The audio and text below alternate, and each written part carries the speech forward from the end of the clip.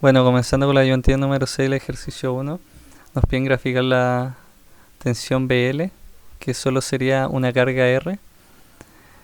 Para el primer semiciclo, donde conduce el tiristor T1, nosotros tenemos una fuente continua E, sería una fuente continua alterna. Por lo tanto, esta fuente continua solo le dará la tensión como en casos anteriores. Luego de eso graficamos dicha tensión. Luego para el aporte, cuando conduce el tiristor 2, de igual manera como no existe una fuente continua E, solo es el aporte de la fuente alterna B que tiene un desfase 180. Luego las dos ramas ya graficadas, vemos el disparo de ambos tiristores. Para el tiristor 1 es en 60 grados y para el tiristor 2 es en 240 grados. Luego de los 60 grados empieza a conducir el tiristor 1 y de los 240 grados empieza a conducir el tiristor 2. Luego de eso remarcamos la tensión resultante.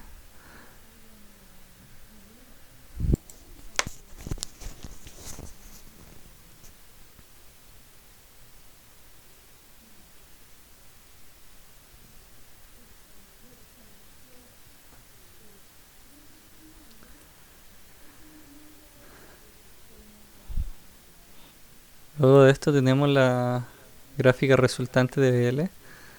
Solo falta marcar los peaks. El primero, que sería los 311 más los 50 de la fuente continua, que da un valor de 366 aproximadamente.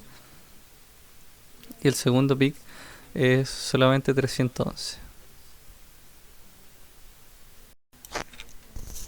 Ya con la gráfica de tensión en la carga, procedemos a graficar la corriente que circula por la carga.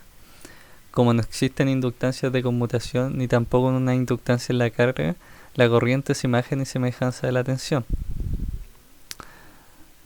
Luego de esto, sabemos que la corriente en la carga es igual a la corriente en el tiristor 1 más la corriente en el tiristor 2, y eso también se aprecia gráficamente.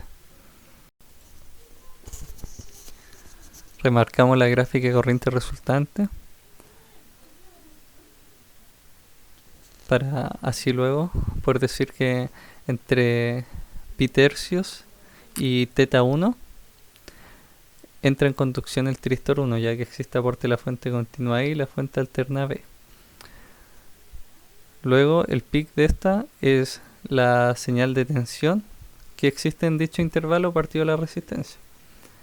Para el segundo caso, entre 4 pi tercios y 2 pi conduce el tiristor 2, ya que en ese intervalo solo existe el aporte de la fuente continua B, desfasada en 180 grados.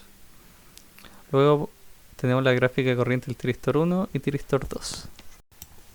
Lo siguiente preguntado es encontrar el valor de medio de corriente en cada uno de los tiristores.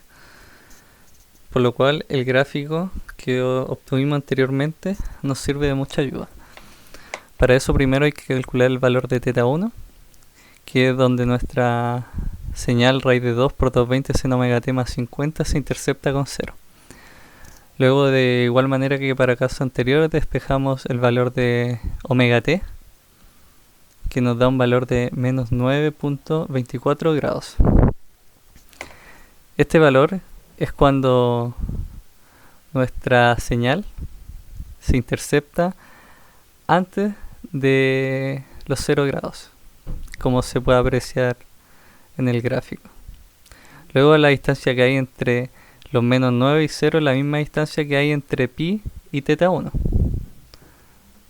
Por lo tanto, teta 1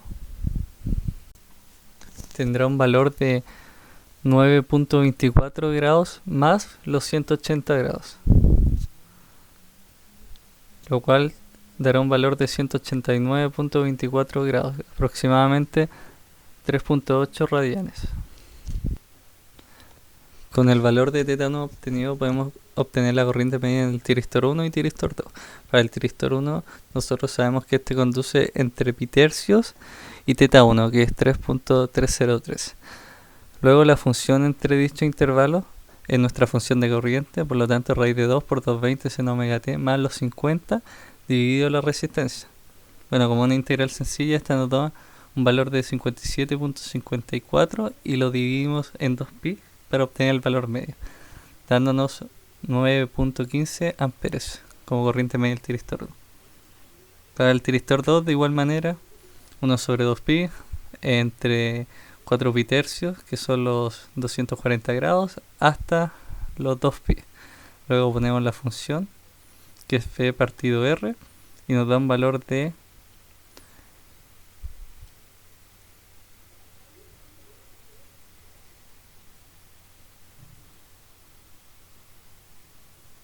7.42 amperes.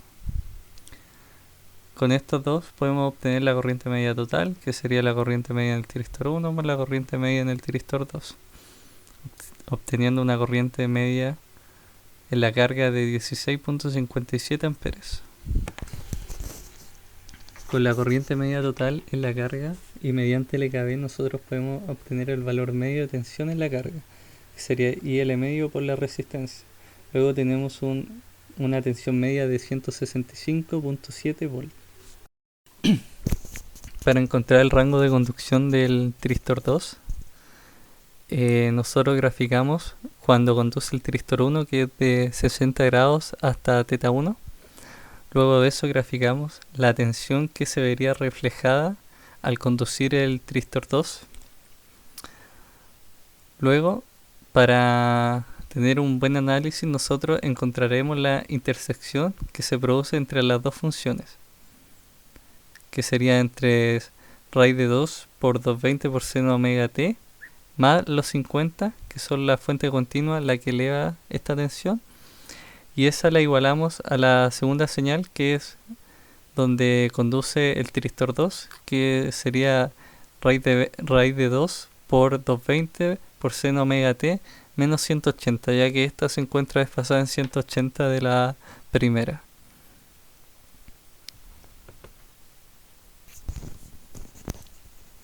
Después de igualar estas funciones, despejamos el seno omega t. Recordar que seno omega t menos 180 simplemente es como sumar dos senos. Por lo tanto nos queda raíz de 2 por 220 por 2 por seno de omega t. Y eso se iguala a lo menos 50 de la fuente continua. Luego nos queda que seno omega t es igual a menos 50 partido raíz de 2 por 220 por 2, dando así menos 0,08035.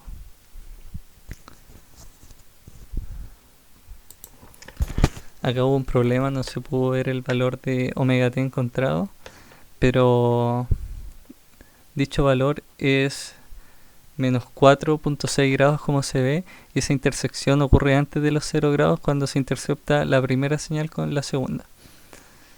Por lo tanto, para encontrar el valor de θ, al igual que θ1, sería 180 grados más omega t, dando una intersección de 184.6 grados. Con el valor de θ encontrado ya, nosotros nos podemos fijar que entre pi y θ se encuentra conduciendo el tiristor 1. Por lo tanto, si el tiristor 2 es activado, se conducirá donde la tensión es mayor. Por lo tanto, entre pi y θ, si se activa el tiristor 2, la tensión de la primera señal será mayor a la de la segunda. Por lo tanto, el tiristor 2 no conducirá. Por lo tanto, de θ hacia adelante, la tensión de nuestra señal 2 va a ser mayor a la de la primera señal. Por lo tanto, conducirá el tiristor 2. ¿Qué quiere decir esto? Que alfa T2 tiene que ser mayor a 184 grados. También alfa T2 tiene un tope. Este tope sería 360 grados, ya que, como se explicó en la ayudantía, para valores mayores de 360 grados, el tiristor 2 se bloqueará automáticamente.